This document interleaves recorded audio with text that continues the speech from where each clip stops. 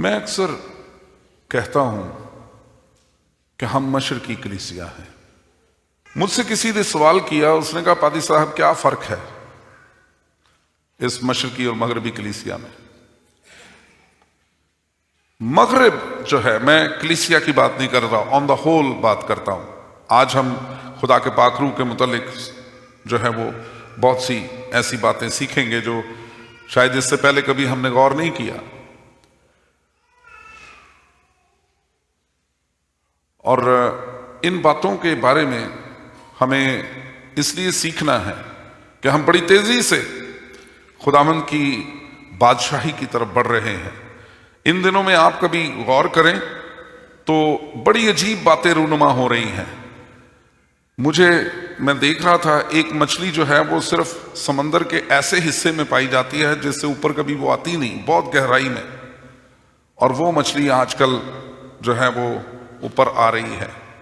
इसके अलावा लोयातान, जिसके बारे में बाइबल जिक्र करती है, उसके बारे में भी वो बहुत से लोग कह रहे हैं कि वो भी अपने गहराओं से ऊपर आ रहा है। ये एक ऐसा अफरियत है, एक ऐसा जानवर है, एक ऐसी मखलूक है जो शायद वेल से भी बड़ी है, मालूम नहीं। लेकिन मैं समझता हूं जैसे जैसे ये जो बहुत सी चीजें हमें नई नजर आ रही हैं, अजीब नजर आ रही हैं, बाइबल मुकद्दस की वो बातें जिसमें उसने हमें बताया है कि ये बातें होते देख लो तो सर उठाना, तैयार हो जाना। सो हमें तैयारी करनी है और इस तैयारी के लिए खुदा के पाक कलाम की बातों को भी मजीद गहराई के साथ सीखना है। मैं बात कर रहा था मशरकी और मगरबी मुआशरे की। मगरबी मुआशरा इंडिविजुअलिस्टिक, इनफरादी मुआशरा है। वहां से एक नारा हमारे दरमियान भी आया है, मेरा जिस्म मेरी मर्जी। हम सोचते हैं खुदा के साथ हमारा ताल्लुक इनफरादी ताल्लुक है। बेशक मैं इससे इनकार नहीं करता कि हमारा इनफरादी ताल्लुक भी है, लेकिन खुदा के पाक रूह की कुदरत, पिछले दिनों में मैंने इस बात के बारे में इसको बयान किया कि खुदा के पाक रूह की कुदरत जो है वो हमें कलीसिया में इंजेक्ट कर देती है, इनफरादियत से इज्तमाइयत में ले आती है। मैं बात करूंगा बिब्लिकली भी। बाइबल का मुआशरा, मैं इसे मशरकी मुआशरा नहीं कहता। बेशक हम मशरक की कलीसियाएं इस बात पर फख्र कर सकती हैं कि खुदा का पाक कलाम जो नाजिल हुआ उनमें से एक सहीफा भी मेरे इल्म के मुताबिक मगरिब में नाजिल नहीं हुआ। खुदा का पाक कलाम पूरे तौर पर उसने मगरिब के लोगों को इस्तेमाल जरूर किया, लेकिन उसका नज़ूल जो है वो मशरिक में होता है। और मशरिक में जो रवायत कायम है वो इज्तमाइयत की है, इनफरादियत की नहीं है। हम खानदानों से लेते हैं और खानदान से हम जब बढ़ते हैं तो खानदान इंडिविजुअल्स को एक लड़ी में पिरो देता है और वहां से आगे मुआशरा बनता है और मुआशरे से आगे चीजें चलती हैं। हर एक इनफरादी तौर पर असरअंदाज होता है मुआशरे पर और खानदान पर और फिर मुआशरे पर और फिर दुनिया में। इसलिए खुदा का पाक रूह जो है वो हमें इंडिविजुअलिस्टिक सोच, इनफरादी सोच नहीं देता, बल्कि खुदा का पाक रूह जब नाजिल हुआ, खुदा के कलाम के मुताबिक अमाल के दूसरे बाब में, तो खुदा के पाक कलाम में पेंतीकोस्त के दिन का तजर्बा उन्हें इनफरादी हैसियतों में मुमताज नहीं करता, बल्कि खुदा का पाक रूह उनको मुख्तलिफ जुबानों के होने के बावजूद, मुख्तलिफ कौमियतों के होने के बावजूद, मुख्तलिफ इलाकों से होने के बावजूद एक बदन में शामिल कर देता है, जिसे हम कलीसिया कहते हैं। मुख्तलिफ अहले जुबान थे, एक ही जुबान समझ रहे हैं और फिर इकट्ठे हो जाते हैं, फिर इकट्ठे होकर वो खुदा के जलाल के लिए इस्तेमाल होते हैं। ये खुदा के पाकरू का काम है। और पाकलाम में जहां जहां भी देखें, पाकलाम हमें जमा होने से बाज ना हो की बात करता है। मुकद्दस महफिल फराहम करो, हर एक शख्स दुल्हा दुल्हन भी ड्योरी से निकल आए, शीरखार बच्चों को भी जमा करो, बुजुर्गों को भी जमा करो। सो एक जमात होने की हैसियत से लोग मुत्तहिद हो जाते हैं। जैसे ए बाप मैं और तू एक हैं, ये भी एक हों। जमायती तस्वुर है। यहां अलहदा अलहदा तजर्बों की बुनियाद इनफरादियत पर नहीं है।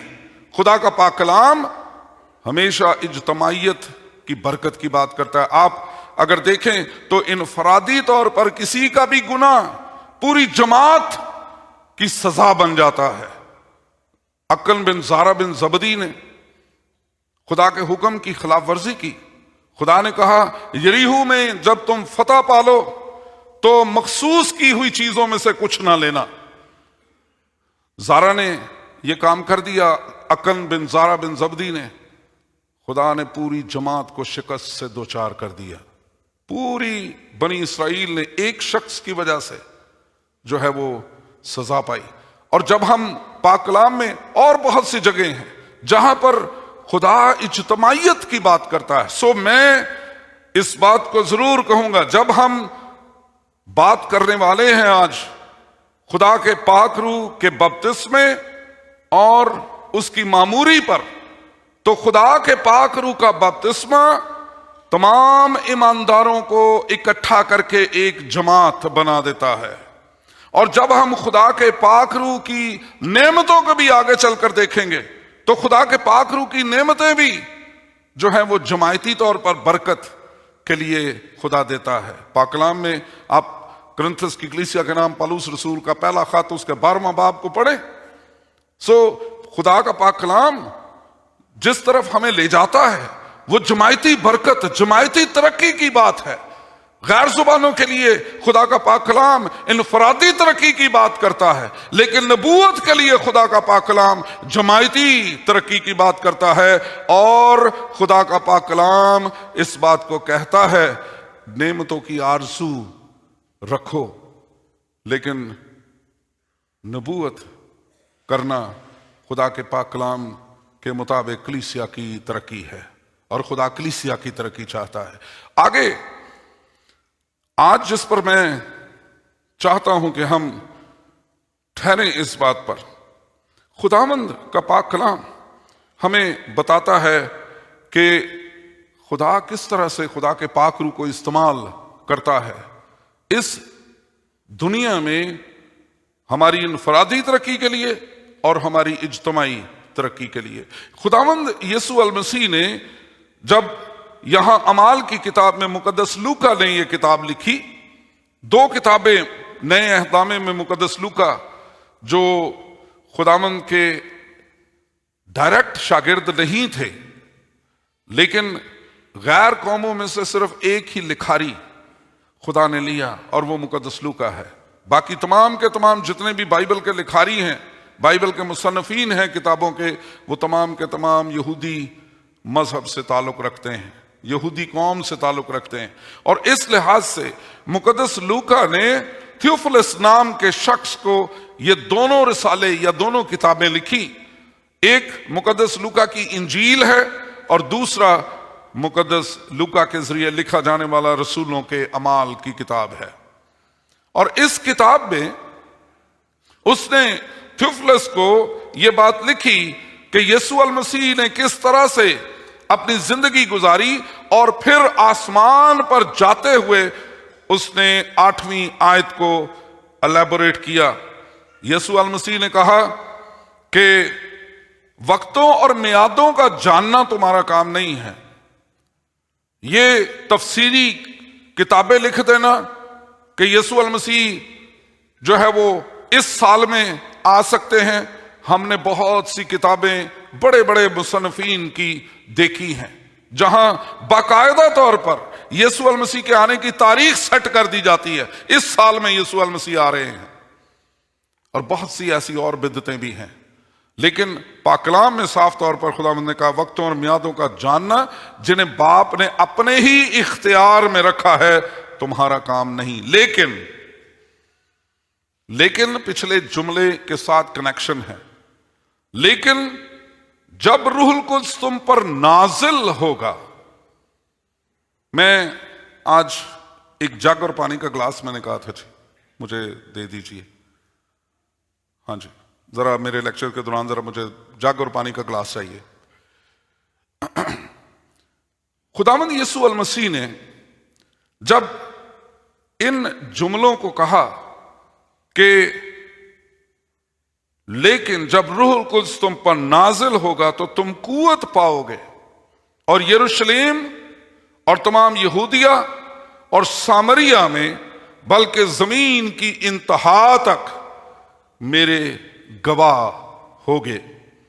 जब हम इन चीजों को देखते हैं जो खुदावंद यीशु अल मसीह ने फरमाई हैं, तो यहां आज बहुत से लोग, जो मैंने पीछे भी जिक्र किया कि नए ईमानदारों को मुख्तलिफ किस्म की तस्वीरें दिखाते हैं, मुख्तलिफ किस्म के रिलम्स में ले जाते हैं, जज्बाती तौर पर उनको गलत समत में ले जाकर उन्हें सिर्फ एक ही बात पर फोकस करना सिखा देते हैं, और वो ये है कि वो किसी और तरफ देखने की बजाय सिर्फ इसी बात में कुड़ते रहें कि उनके पास गैर जुबान नहीं है, इसलिए खुदा का पाक रूह उनके पास नहीं है।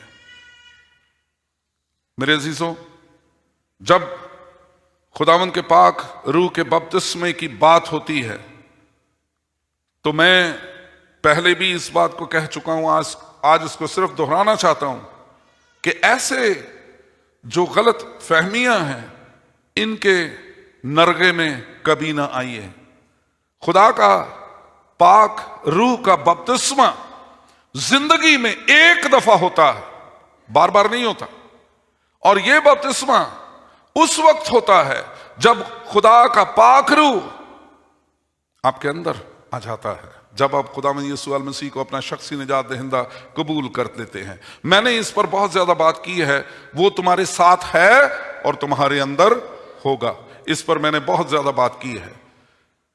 मेरे अजीजों, ये तुम्हारे साथ है और तुम्हारे अंदर होगा, इसका मतलब ये है कि खुदा का पाक रूह जो है वो कोई आज नए अहदनामे की बात नहीं है। जो लोग ये कहते हैं कि ये फजल का दौर खुदा के पाक रूह का दौर है, वो नामुकम्मल हकीकत को बयान करते हैं। खुदा अज़ल से इस दुनिया में है और खुदा अज़ल से सिर्फ एक ही अकनूम में जिंदा नहीं था या मौजूद नहीं था। खुदा बाप, खुदा का बेटा और खुदा का पाक रूह ये अज़ल ही से मौजूद हैं। मेरे अजीजों,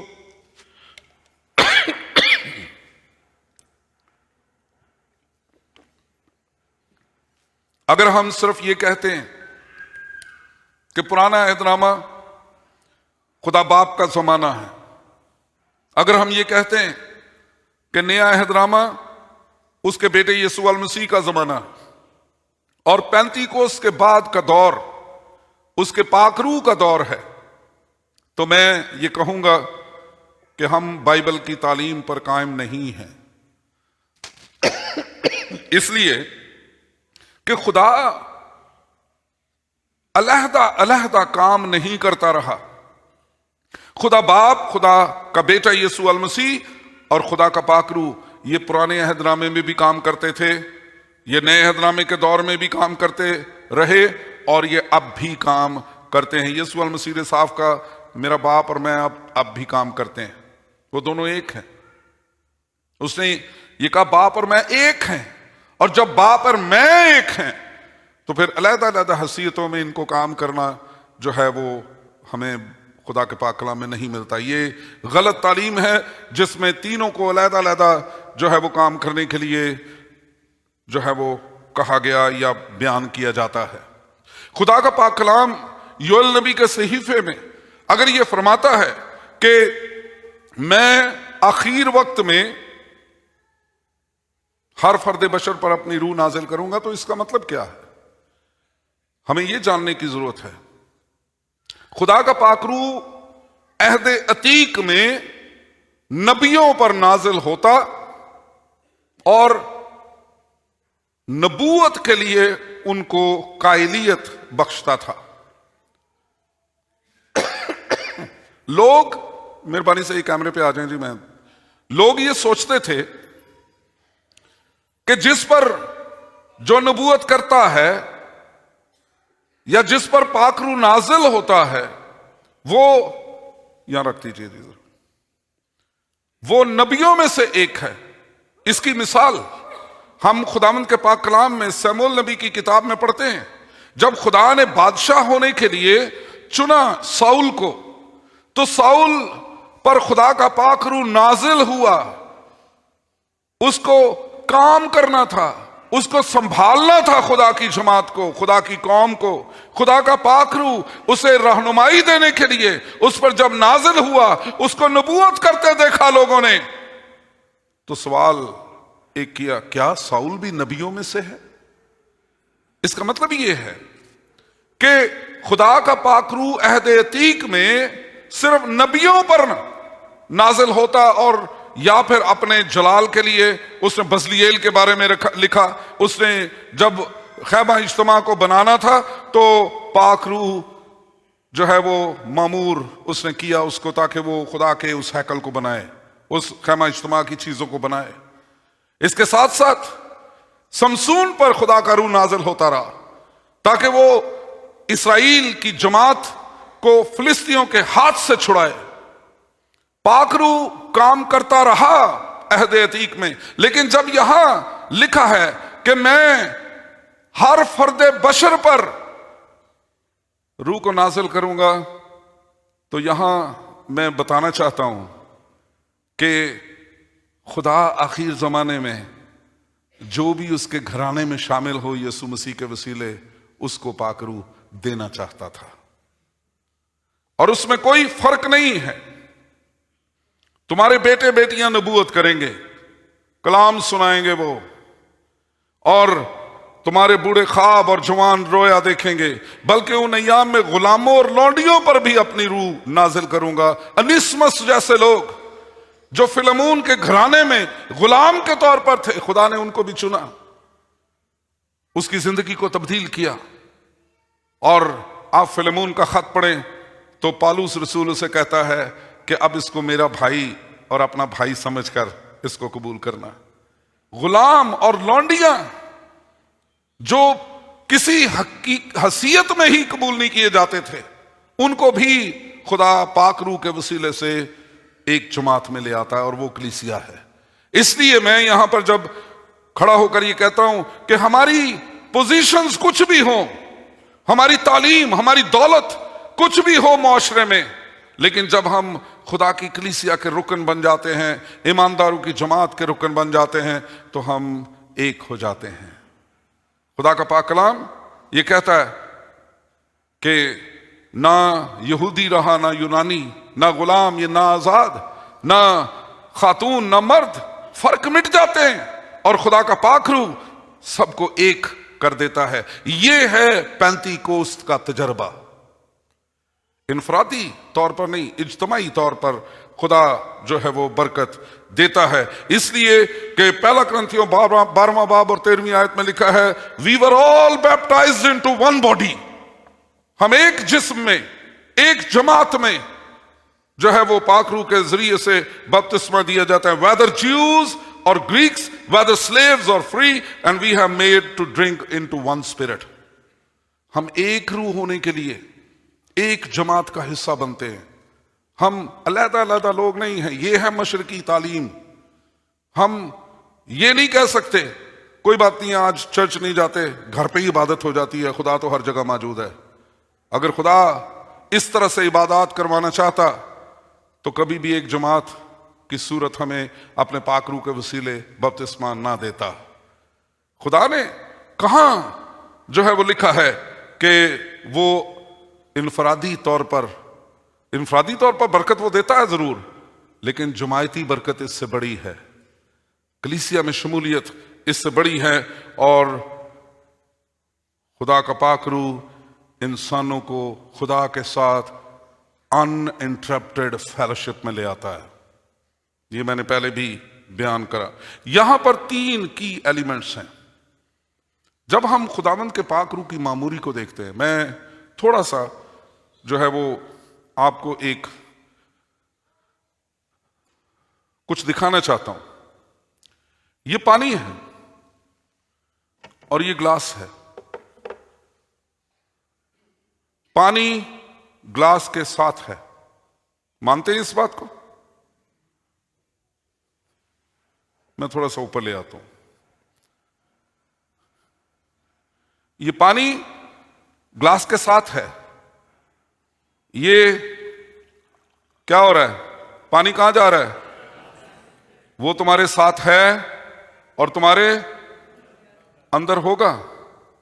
लेकिन अब थोड़ा सा और देख लीजिए कुछ मामूरी क्या है। ये है खुदा के पाक रूह की मामूरी। जब आप Holi spirit pores into you, तो ये क्या हो रहा है? हाँ जी, कोई बात नहीं, गीला हो जाएगा तो। It overflows. खुदा के पाक रूह का नज़ूल जहां लिखा है Holi spirit upon you, in you, with you, in you and upon you, इसमें यह फर्क है।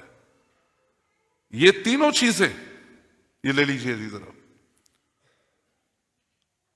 इन तीनों चीजों में इस फर्क को मैं बयान करना चाहता हूं।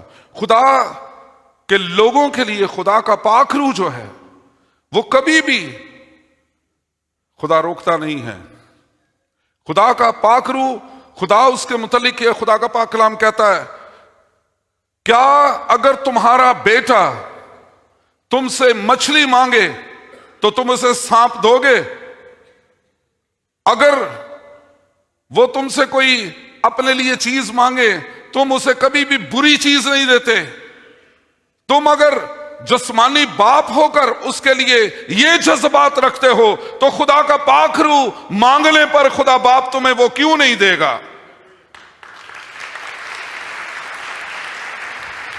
आज खुदावंद के पाक कलाम को जब हम पढ़ते हैं तो यहां पर जो है कुछ की वर्ड्स हैं। यहां इस आयत में जो बयान की गई है, अमाल की किताब के पहले बाब की 8वीं आयत में, जब रूह कुद्स तुम पर नाजिल होगा। यहां मैं इस में से पूरी आयत को बयान करना चाहता हूं। लेकिन जब रूह कुद्स तुम पर नाजिल होगा तो तुम कुव्वत पाओगे।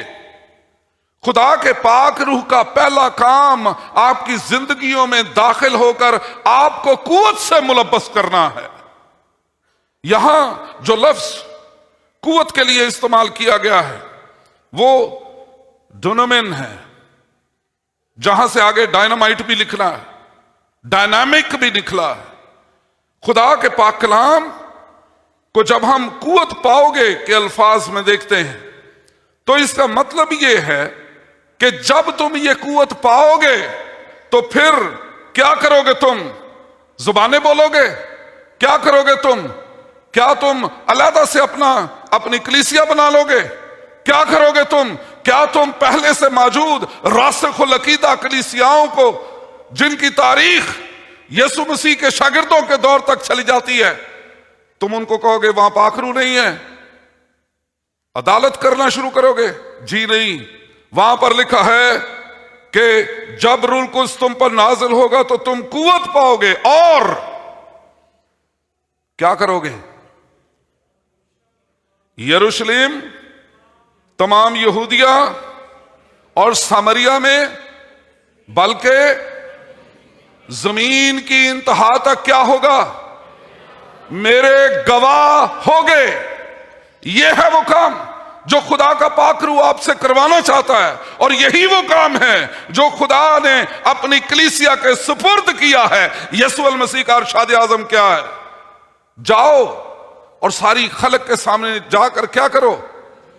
इंजील की ये है बुनियादी तौर पर वो काम जो खुदा का पाखरू आपको मुलब्बस करता है कुव्वत के साथ, ताकि आप उसके गवाह हों। और मेरे अजीजों, गवाही जो है ये कोई कैरिड स्टोरी नहीं है। गवाह होना ये नहीं है कि एक कहानी मैंने सुनी और मैंने कहा जी ये कोर्ट ऑफ जस्टिस में, कोर्ट ऑफ लॉ में जाके मैं कहूं मैं जी गवाह हूं, मैंने ये सुना है। क्यों जी? सुने हुए को गवाह मानते हैं? गवाह किसको माना जाता है? जिसकी जिंदगी के तजर्बात में कोई चीज आती है। गवाह आंखों देखे को, तजर्बे को जो है वो बयान करने का नाम है। हम जब गवाह की बात करते हैं तो गवाह की गवाही जो है वो सिर्फ महज अल्फाज नहीं होते। गवाह की गवाही जो है वो जो कुछ उस पर बीता है या जो कुछ उसने देखा है, जिस तजर्बे में से वो गुजरा है, वो उसका बयान है। गवाह का मतलब ये नहीं है कि जी मैंने सुना है ये हो सकता है ये भी हो जाए, ऐसे को गवाह नहीं कहा जाता। और पाकरू कुव्वत देता है, कुदरत देता है, स्पिरिचुअल डायनामिक है खुदा का पाकरू। खुदा के पाकरू की कुदरत के साथ दूसरे अल्फाज में यीशु मसीह कहना क्या चाहते थे? यीशु अल मसीह कहना चाहते थे कि जब रूह कुद्स तुम पर नाजिल होगा तो तुम कुव्वत पाओगे, तुम एक नई कैपेसिटी पालोगे खुदा के काम करने के लिए, यीशु अल मसीह के गवाह होने के लिए, यीशु अल मसीह की बातों को आगे पहुंचाने के लिए। और मैं आपको इसका सबूत बताता हूं। आगे तमाम सबूत अमाल की किताब में मिलते हैं कि खुदा का पाखरू नाजिल हुआ। आज उन बहुत से तजर्बात को सिर्फ अमाल की किताब में इसलिए लोगों के सामने बयान किया जाता है, वो जी देखें उधर भी गैर जुबान नाजिल हुई, उधर भी गैर जुबान नाजिल हुई, लेकिन सही बात को कोई भी पकड़ने के लिए तैयार नहीं। क्यों? इसलिए कि वो काम जो वहां पर रूह कुद्स की कुदरत के साथ कलीसिया के सुपुर्द किया गया, ईमानदारों के सुपुर्द किया गया, वो इब्लीस नहीं चाहता कि हो। मुनादी आज पाकिस्तानी कितने चर्च हैं जो कर रहे हैं? आज आके यहां पे 4 पादरी साहबान बन जाते हैं, वो कहते हैं कोई बात नहीं, वाकफियत बढ़ाओ और फिर वहां से 4 लोग लेके अलहदा हो जाओ, एक नई जमात। वो कहते हैं जी मुझे खुदा ने चर्च प्लांटेशन की नेमत दे रखी है। चर्च प्लांटेशन कलीसिया की डिवीजन नहीं है। चर्च प्लांटेशन ऐसे इलाकों में जहां पर कोई मुनादी के लिए मौजूद नहीं, वहां पर जाकर मसीह की मुनादी करना, लोगों की जिंदगियां तब्दील करना और दोबारा से वहां इकट्ठा करके लोगों को एक जमात की सूरत देना है। यह है चर्च प्लांटेशन। खुदा का पाक कलाम गैर जुबानों की बेस पर कलीसियाओं को कायम नहीं कर रहा, मुनादी की बेस पर, गवाही की बेस पर कलीसियाओं को मुकर्रर कर रहा है, कायम कर रहा है। यहां यह बात याद रखें, जब मैंने पहले कहा कि खुदा का पाक रूह हमारी जिंदगियों में आ जाता है, उसकी कुव्वत हमें मामूर जब कर देती है तो हमारे अंदर से आउटफ्लो होना शुरू हो जाता है। मेरा ख्याल है, मैं जाती तौर पर अगर इस बात को देखूं तो शायद यीशु अल मसीह ने जब यूहन्ना की इंजील 7वां बाब 37वीं से 39वीं आयत अगर मेरे साथ निकालें तो शायद यही एक खुदावंद यीशु अल मसीह का मकसद था बताने का कि खुदा क्या चाहता है, क्यों खुदा का पाक रूह दुनिया में दिया जाता है। खुदा के पाक कलाम में 37वीं आयत अगर 7वें बाब की यूहन्ना की इंजील में से पढ़ें, मुकद्दस यूहन्ना की इंजील 7वां बाब 37वीं आयत, फिर ईद के आखिरी दिन जो खास दिन है, कभी इस पर मैं बात करूंगा कि ईद का आखिरी दिन और खास दिन वो क्यों था, लेकिन आज जहां बात करनी है वो आगे है। यीशु खड़ा हुआ और पुकार कर कहा, अगर कोई प्यासा हो तो मेरे पास आकर पिए। जो मुझ पर ईमान लाएगा उसके अंदर से, जैसा कि किताबे मुकद्दस में आया है, जिंदगी के पानी की नदियां जारी होंगी। उसने ये बात उस रूह की बाबत कही जिसे वो पाने को थे, जो उस पर ईमान लाए, क्योंकि रूह अभी तक नाज़िल न हुआ था, इसलिए कि यीशु अभी अपने जलाल को ना पहुंचा था। यहां कहीं लिखा हुआ है कि ओवरफ्लो जब होगा तो आपके अंदर से गैर जुबानें निकलना शुरू हो जाएंगी। यहां पर लिखा तुम्हारे अंदर से जिंदगी के पानी की नदियां। और जिंदगी के पानी की नदियां है क्या? एक वो शख्स जो यीशु अल मसीह के वसीले से नई जिंदगी पा चुका हो, वो किसी दूसरे के लिए नई जिंदगी का ले जाने वाला बन सकता है। जैसे मुझ तक और बहुत से आप ईमानदारों तक उन लोगों ने आकर खुदा के पाक कलाम की मुनादी की, उन लोगों ने खुदा का पैगाम हम तक पहुंचाया, जिन्होंने हमें बताया कि हम गुनहगार हैं और हमें तौबा की जरूरत है, हमें निजात की जरूरत है। और हम तब्दील हुए, हमने यीशु मसीह को अपना शख्सी निजात देंदा कबूल किया। पाक कलाम में यह लिखा है, और जो मुझ पर ईमान लाए, और जो ईमान लाएगा वो जिंदगी का पानी उस यहोवा खुदा के बेटे यीशु अल मसीह से पाएगा, जो ना सिर्फ मेरे अंदर जिंदगी ले आएगा बल्कि मुझे बेकरार कर देगा कि मैं उन तक भी जाऊं जिनके पास जिंदगी नहीं है। यह है खुदा के पाक रूह का काम।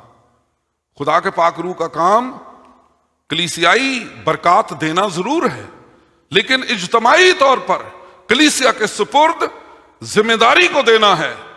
जब तुम कुव्वत पाओगे तो यहूदिया, समरिया और जमीन की इंतहा तक मेरे गवाह होगे। गवाह के लिए हम जो लफ्ज इस्तेमाल करते हैं मार्टिरियोस, उसको आगे हम अंग्रेजी में उसे मार्टिर भी वहां से निकला है। बाज़ औक़ात हम सोचते हैं, ये गलतफहमी एक हमारी सोच की ये है कि हम सोचते हैं कि शहीद, जिसका तर्जुमा किया गया है शहीद या शहादत, उर्दू में भी दोनों ही मानों में इस्तेमाल किए जाते हैं। शहीद हम ऐसे लफ्ज को समझते हैं जो अपने ईमान की खातर मरने वाला शख्स है, जो मर जाता है। बात ठीक है, लेकिन तरतीब थोड़ी सी गलत हो जाती है। यहां असल इसके मानी यह है कि वो शख्स जो जिंदगी पा लेता है, वो शख्स जिसकी जिंदगी तब्दील हो जाती है, वो अपने उस ईमान के मुताबिक जिंदगी गुजारने के लिए तैयार हो जाता है। मार्टिरियोस इसको कहते हैं, गवाह इसको कहते हैं कि वो अपने उस ईमान के मुताबिक चलने के लिए तैयार हो जाता है, जिंदगी बसर करने के लिए तैयार हो जाता है। मैंने इस जुमे को ये कहा कि सिर्फ रोजा, दुआ, खैरात अलग-अलग से इबादत नहीं है। इबादत मसीह की पूरी जिंदगी है। उसकी सोच, उसका बोलना, उसका कलाम करना, उसका अमल करना मसीहत है। और जब मसीहत में हम आ जाते हैं तो मसीहत जो है वो फक्त अमाल का नाम नहीं है, वो ईमान के मुताबिक अमाल की बात करती है, करैक्टर की बात करती है। सो यहां जब हम गवाह की बात करते हैं तो गवाह वो शख्स है जो अपनी जिंदगी को अपने ईमान के मुताबिक गुजारना चाहता है, इसमें चाहे उसे मौत का सामना भी करना पड़े वो तैयार है। वो है शहीद, वो है गवाह। इसलिए पाक कलाम ही कहता है कि जब रूह कुद्स तुम पर नाजिल होगा तो तुम कुव्वत पाओगे, डायनामिक चेंज आ जाएगी तुम में। तुम जो इनफरादियत में जिंदगी बसर करते हो वो इज्तमाइयत के लिए जिंदगी बसर करना शुरू करोगे ईमान में। और मेरे अजीजों, डायनामिक तब्दीली है क्या, इसका सबूत खुदा का पाक कलाम बड़े अजीब तौर पे देता है। पेंतिकोस्त वाले दिन खुदा का पाक रूह जो है वो उसका बपतिस्मा तमाम जमात ने मसीह के शागिर्दों ने पाया, और जब खुदा का पाक रूह उनको एक जमात की सूरत ले आया तो उसके बाद बहुत से तजर्बात हमें बताते हैं वो रूह से भर गए। पाक कलाम में आप अमाल की किताब को पढ़ना शुरू करें। इस बिना पर मैं आगे चलकर बात करूंगा इस पर, इस बिना पर खुदा के पाक रूह के बपतिस्मे को हम कह सकते हैं कि यह सिर्फ एक दफा होता है, बार बार नहीं होता। जब यीशु अल मसीह को कोई शख्सी निजात दहिंदा कबूल करता है तो हमने पिछले सारे संडेज में हमने इस बात को सीखा कि खुदा का पाक रूह जो है वो मोहर उसकी लग जाती है ईमानदार पर, मेरास के बयाने के तौर पर दे दिया जाता है ईमानदार को। यह खुदा के पाक रूह का बपतिस्मा है। लेकिन खुदा के पाक रूह की मामूरी बार बार हो सकती है। खुदा का पाक रूह जब भी आपको कोई काम लेना चाहता है, खुदा का पाक रूह मामूर कर देता है आपको। लेकिन जब पानी ओवरफ्लो हो रहा था तो पानी जो है वो बह भी रहा था उस ग्लास में। Can you understand? हर वक्त रूह में दुआ करते रहो। आपको और मुझे जरूरत है कि हर वक्त हम खुदा के पाक रूह की मामूरी को पाने के लिए यीशु के कलाम पर अमल करते रहें। मेरे अजीजों, यहां यह बात भी आपको बताना चाहता हूं कि पाक रूह की मामूरी सिर्फ जुबानें बोलने के लिए नहीं है। पाक रूह की मामूरी यीशु मसीह की खिदमत करने के लिए है, टू सर्व द लॉर्ड। और हमारी मसीही जिंदगी का हर एक लम्हा खुदा का पाक कलाम कहता है, काम या कलाम जो भी करो ये जानकर करो। किसके लिए करते हो? तो हमारी जिंदगी का हर एक लम्हा मसीह की खिदमत है। इसलिए खुदा का पाक रूह आपको सिर्फ एक लम्हे में, सिर्फ इसलिए नहीं कि आप जमायत में आ जाएं और आप गैर जुबान बोलना शुरू कर देते हैं। रूह में हर वक्त दुआ करते रहो। तो जब दुआ करते हैं, मैंने कई दफा सुना लोगों को उन्हें दुआ करने के लिए कहें, वो आकर गैर जुबान बोलना शुरू कर देते हैं। दुआ क्या है? अगर पाक कलाम ये कहता है, अगर लोगों को समझ नहीं आएगी कि तू क्या कह रहा है तो उस पर आमीन कैसे कहेंगे? और मैं कभी भी अगर जाती बात करूं तो अगर मुझे किसी की दुआ सुनाई नहीं देती, मैं कभी उस पर आमीन नहीं कहता। आमीन का मतलब है जैसा कहा जा रहा है वैसा ही हो। तो जब आपको समझ ही नहीं आती किसी चीज की तो आप आमीन कैसे कहेंगे? ये खुदा के पाक कलाम की बात है, आप पढ़ सकते हैं कुरिन्थियों की कलीसिया के नाम खत में। खुदा के पाक रूह की कुदरत और कुव्वत आपको गवाह बना देती है खुदा का। और जब आप गवाह बन जाते हैं तो ये मामूरी जो है वो, अगर मेरे साथ अमाल की किताब 4 बाब और उसकी 31वीं आयत को देखें। चंद थोड़े से लम्हों में आखिरी मैं बातें करते हुए आपको ये बताना चाहता हूं कि क्या हुआ खुदा के पाक रूह के बपतिस्मे के बाद। वो कुव्वत, उसने क्या तब्दीली लेकर आई वो कुव्वत। मैंने इस बात के बारे में आपको पहले भी बताया कि ये डायनामिक पावर, ये कुदरत, ये कुव्वत आपको मुलब्बस कर देगी जो आप नहीं हैं वो होने के लिए। सबसे पहली बात, पाक रूह नाजिल हुआ और कुदरत ने एक अजीब काम यह किया, पाक रूह की कुदरत ने, कि जमायत लोग मौजूद थे, कौमें मौजूद थी, और वहां पर एक ऐसा शख्स खड़ा हो गया जिसने एक लौंडी के पूछने पर भी अपने मालिक का इनकार किया था। उसने कहा, मैंने तुझे इस यीशु के साथ देखा है। कहता, मुझे नहीं पता तू क्या कह रही है।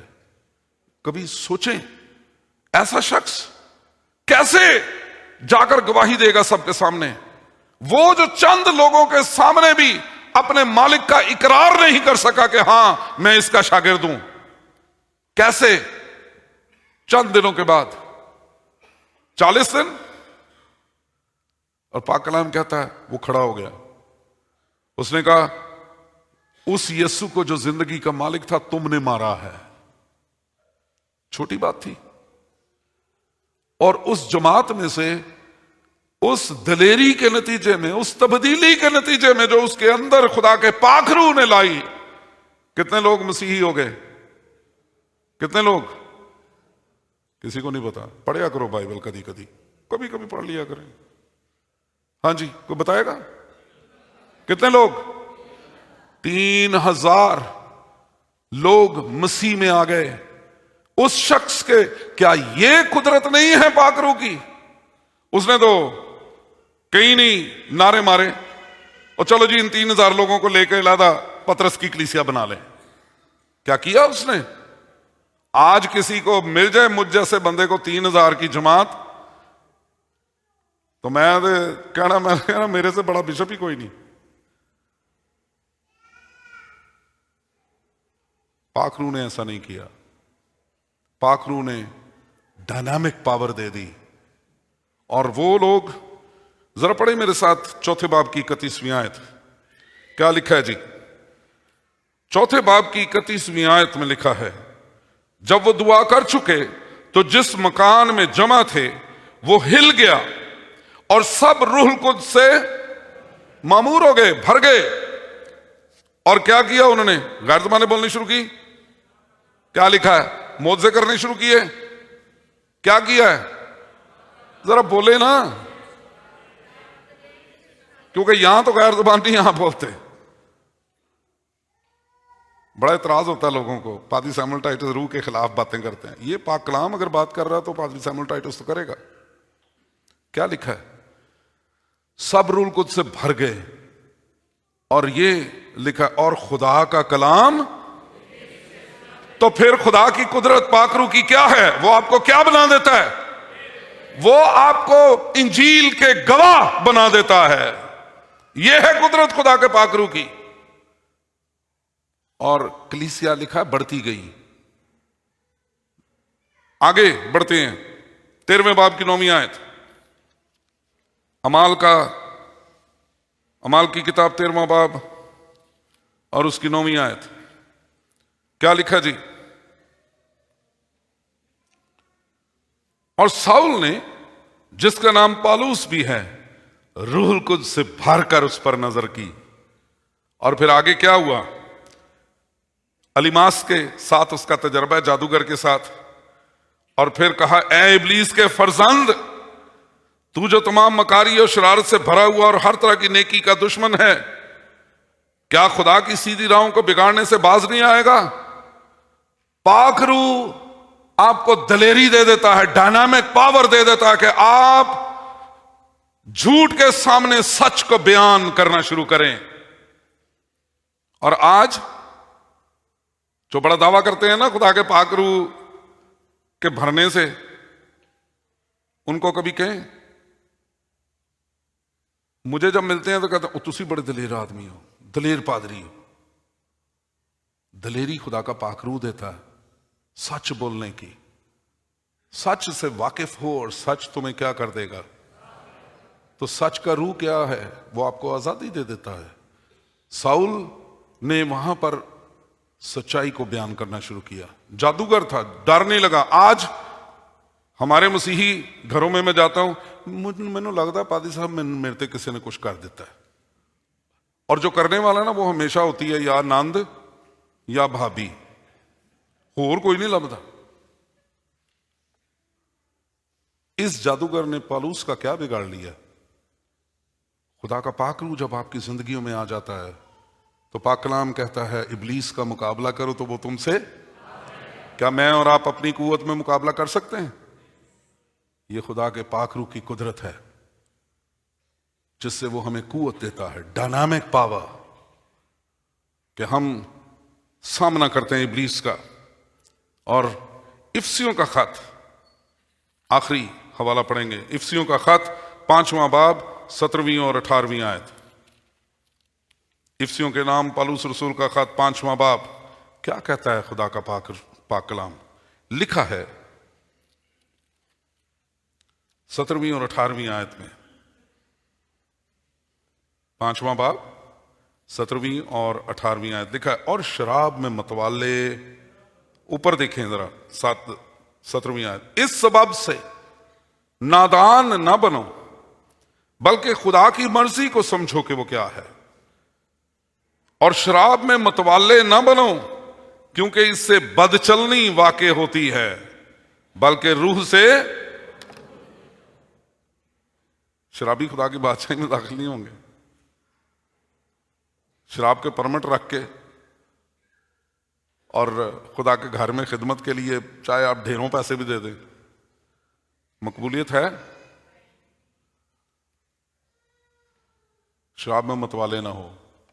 और फिर कहा यह जाता है, वो जी मतवाले का मतलब आउट ना हो, पीने से तो मना नहीं ना किया गया, आउट नहीं होना। एक पादरी साहब से मैंने पूछा, मैं कहा जी ये देते कोई फतवा दे दो। कहते हैं अगर शराब पी के कोई चर्च में आके बैठ जाता है और हंगामा नहीं करता तो हमें क्या इतराज होना चाहिए उस पर? तो मैंने कहा फिर वो आयत काट छड़िए, शराबी खुदा की बादशाही में दाखिल नहीं होंगे। हर शाम जो बोतल खोलते हैं, रूह से मामूर होते जाओ। मामूरी तुम्हारी शराब में नहीं होनी चाहिए, मामूरी तुम्हारी खुदा के पाक रूह में होनी चाहिए। और खुदा के पाक रूह में मामूरी उस वक्त होगी जब हम यीशु को अपना शख्सी निजात दहिंदा मानेंगे और उसके कलाम पर अमल करेंगे, कुव्वत पाओगे और फिर उसकी इंजील के जिंदा गवाह होगे। गवाही दूसरों को देख के नहीं दी जाती, अपने तजर्बात से दी जाती है। यीशु ने मेरी जिंदगी में ये काम किया है, यीशु ने मेरे लिए ये किया है, खुदा का पाक रूह ये करता है मेरे लिए, मैं गवाह हूं। इसलिए मेरे अजीजों, आइए पाक रूह के बपतिस्मे को गलत ना लें। पाक रूह के बपतिस्मे को और उसकी मामूरी को गलत तालीमात से ना सीखें। बाइबल मुकद्दस, मैंने यहां पर कोई बात अपनी तरफ से नहीं कही, इसलिए मैं पाक कलाम का सहारा मैंने लिया है। और अथॉरिटेटिव मुझे मेरी डिनोमिनेशन नहीं बनाती है, याद रखें। लोग कहते हैं ना जी, वो जी आप जो है ना वो चूंकि प्रेस्बिटेरियन है तो प्रेस्बिटेरियन थियोलॉजी को बड़ा जानते हैं। प्रेस्बिटेरियन थियोलॉजी को अगर जानते हैं तो खुदा से उतने दूर भी हैं। मैं अपने उस्ताद मोहतरम का एक जुमला नहीं भूला, कहने लगे शायद जहन्नम में सबसे ज्यादा थियोलॉजियंस होंगे। अपनी अक्ल से खुदा को समझने की कोशिश करना ये कभी नहीं हो सकता। इल्म, अक्ल खुदा को नहीं समझ सकती कभी भी, इसलिए कि हमारा इल्म नाकिस है। आइए खुदा के पाक रूह की जरिए से खुदा को समझना शुरू करें। दुआ करें, खुदावंद खुदा मैं तेरे पाक रूह को लेना चाहता हूं।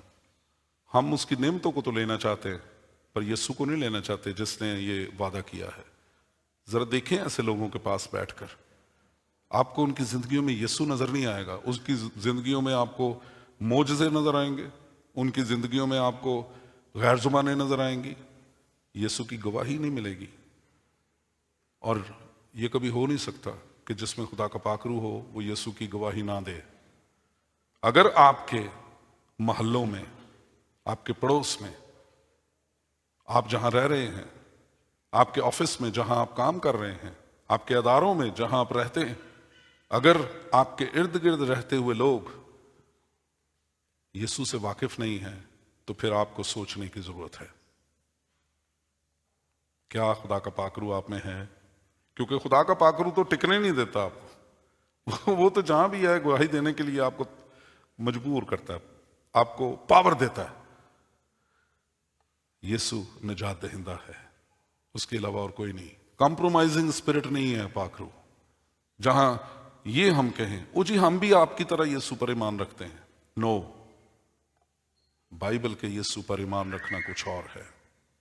वो खुदा का बेटा है, उसने मेरे लिए, आप सब के लिए अपने आसमान को छोड़ा, सलीब पर चढ़ गया, हमारे गुनाहों को उठा लिया, हमारा निजात दहिंदा हो गया, और वही है जो दुनिया को गुनाह से निजात दे सकता है, उसके अलावा और कोई नहीं है।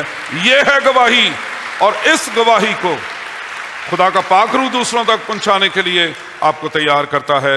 आइए हम अपने सरों को झुकाएं और उस यीशु के कदमों में चलें जिसका पाक रूह उसके जलाल के लिए, उसकी गवाही को देने के लिए हमें इस्तेमाल कर सकता है।